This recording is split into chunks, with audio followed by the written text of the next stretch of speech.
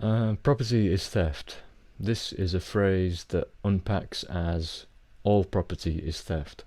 And it's something that I've seen mentioned a few times on YouTube lately, and a comment from one of my subscribers, I think, in my previous video prompted me to address this specifically. The claim all property is theft is one that we can easily show to be incoherent. A stolen object is not considered the property of the thief, even though it's in his possession. It remains the property of the rightful owner.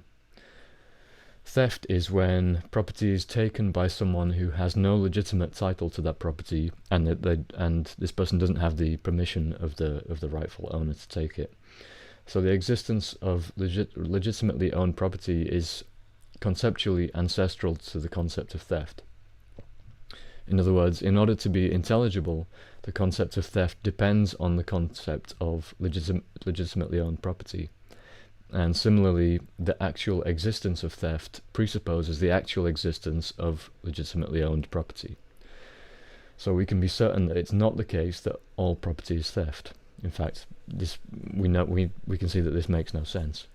Or as Nathaniel Branden put it, theft is a concept that logically and genetically depends on the antecedent concept of rightfully owned property, and refers to the act of taking that property without the owner's consent.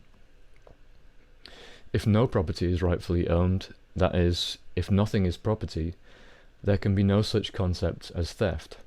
Thus, the statement, all property is theft, has an internal contradiction. To use the concept theft while denying the validity of the concept of property is to use theft as a concept to which one has no logical right, that is, as a stolen concept. End of quote. The same problem applies to the phrase property is aggression or initiated force, which I've also seen posted on YouTube lately.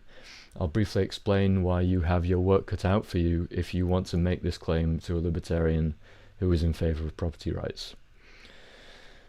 Aggression in common language often refers to a behavioral manifestation of anger, but aggression in the context of libertarian or propertarian tradition means something more specific and something a little bit different. It refers to the unauthorized use of another person's property, or the threat to do the same. And it doesn't assume that the aggressor is angry. They might even be very calm while they're doing the aggressing.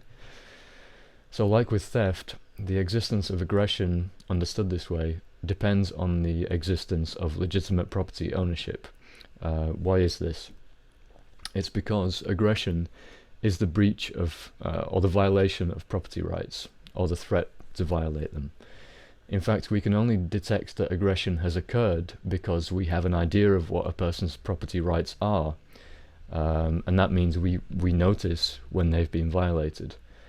So if you want to say that property is aggression, you should be prepared to explain how you're defining these terms, because according to their meanings within the libertarian tradition, it makes no sense.